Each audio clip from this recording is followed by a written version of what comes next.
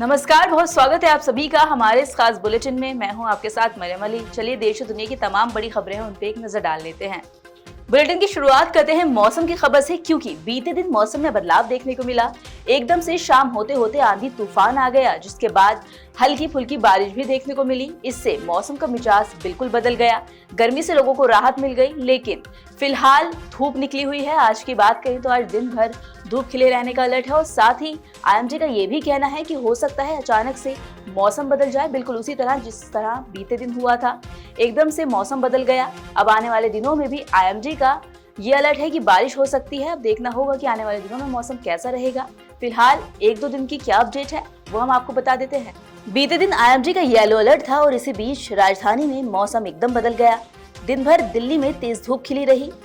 गर्मी से लोग बेहाल थे। उसी के साथ शाम होते होते एकदम मौसम बदल गया, जिसके बाद हवा चली, ठंडी हवाएं चलने लगी और बारिश भी कहीं कहीं देखने को मिली। न्यूनतम तापमान की बात करें तो वो सामान्य से 1.6 डिग्री ज्यादा यानी कि 29.2 डिग्री दर्ज हुआ। राजघाट पर न्यूनतम तापमान 30.3 डिग्री रहा। दिन चढ़ने के साथ धूप खिली रही, वहीं उमस भी बढ़ती गई। इसी के चलते अधिकतम तापमान में भी बढ़ोतरी देखने को मिली। शाम होते होते जैसा कि हमने आपको बताया कि मौसम ने करवट ले ली। वहीं मौसम वैज्ञानिकों का कहना है कि उमस भरी भीषण गर्मी तो इसी तरह बनी रहेगी, लेकिन बीच बीच में ठंडी हवाएं चलने से मौसम थोड़ा बदल जाएगा। आपको बता दें कि आने वाले दिनों के लिए आईएमडी ने बारिश का अलर्ट दिया है और आईएमडी का कहना है कि इसके साथ तेज आंधी और तूफान का खतरा भी बढ़ गया है। वहीं प्रधानमंत्री नरेंद्र मोदी 13 से 18 जून के बीच फ्रांस और स्लोवाकिया की यात्रा पर जाएंगे। आपको बता दें कि 13 से 14 जून के बीच वो फ्रांस में रहेंगे, जहां वहां के राष्ट्रपति के साथ द्विपक्षीय बातचीत भी करेंगे। विदेश मंत्रालय के मुताबिक यात्रा के पहले चरण में प्रधानमंत्री मोदी फ्रांस जाएंगे, जहां वो फ्रांस के राष्ट्रपति इमैनुअल मैक्रों के साथ द्विपक्षीय वार्ता करने वाले हैं। दोनों नेता भारत फ्रांस विशेष वैश्विक रणनीतिक साझेदारी की समीक्षा करेंगे और संयुक्त रूप से भारत इनोवेट्स कार्यक्रम का उद्घाटन भी करेंगे, जिसमें भारत, फ्रांस और अन्य देशों के साथ स्टार्टअप और वेंचर कैपिटल फंड हिस्सा लेंगे। इसके बाद प्रधानमंत्री मोदी 14 से 16 जून तक स्लोवाकिया की राजकीय यात्रा करेंगे।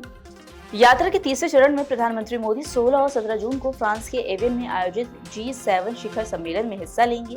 सम्मेलन के दौरान वो 7 देशों के नेताओं, आमंत्रित साझेदार देशों और अंतर्राष्ट्रीय संगठनों के प्रतिनिधियों के साथ वैश्विक साझेदारी, समावेशी आर्थिक विकास और कृत्रिम बुद्धिमत्ता के सुरक्षित और प्रभावी उपयोग जैसे विषयों पर विचार विमर्श करेंगे। वहीं अंतिम चरण में प्रधानमंत्री 18 जून को पेरिस पहुंचेंगे, जहां वो यूरोप के सबसे बड़े प्रौद्योगिकी और स्टार्टअप आयोजन विवा टेक समिट में हिस्सा लेंगे। इस दौरान उनके पेरिस में भारतीय समुदाय के सदस्यों को संबोधित करने की भी संभावना है। वहीं कुछ दिन पहले मालवीय नगर में आगजनी की जो घटना घटी थी, जिसमें कई लोगों की मौत हो गई थी, उसके बाद सरकार और प्रशासन दोनों अलर्ट हो गए हैं। सरकार ने निर्देश दिए हैं कि लगातार जो होटल चल रहे हैं इलीगल, उनकी जांच की जाए, जिसमें पता चले कि आखिर कहाँ कमियां हैं, खामियां क्या हैं। अब आपको बता दें कि इस निरीक्षण में पता चला है कई ऐसे होटल चल रहे हैं जिसमें इमरजेंसी एग्जिट ही नहीं दी गई।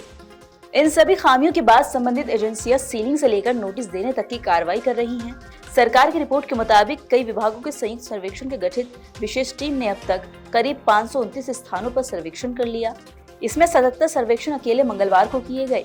रिपोर्ट के मुताबिक करोलबाग में कई ऐसे होटल और व्यावसायिक संपत्तियां मिली हैं जिसमें आपातकालीन निकास ही नहीं है।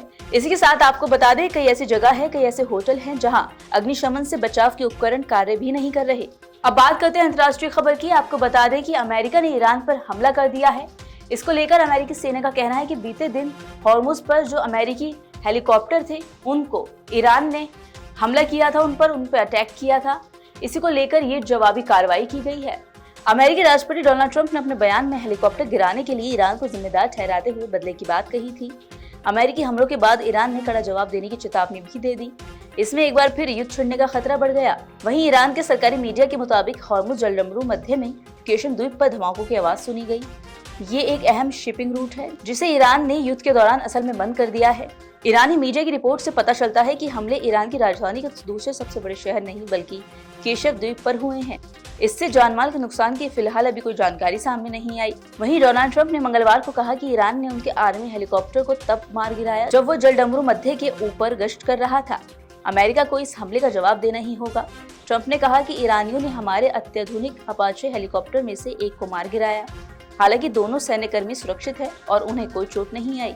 उधर इबोला वायरस का प्रकोप लगातार बढ़ता ही जा रहा है। देश में कई जगह इबोला के केसेस सामने आ रहे हैं। इस वायरस से ग्रसित मरीजों की संख्या बढ़ती जा रही है और आपको बता दें, मीडिया रिपोर्ट्स के मुताबिक करीब 100 लोग ऐसे हैं जिनकी इस वजह से मौत हो गई है। अब इसको लेकर भारत समेत एशिया के कई ऐसे देश हैं जहां अलर्ट जारी कर दिया गया। स्वास्थ्य अधिकारियों को कहना है कि वास्तविक मामलों की संख्या इससे ज्यादा हो सकती है, क्योंकि संक्रमण की पहचान और आधिकारिक पुष्टि में कोई सप्ताह की देरी हुई।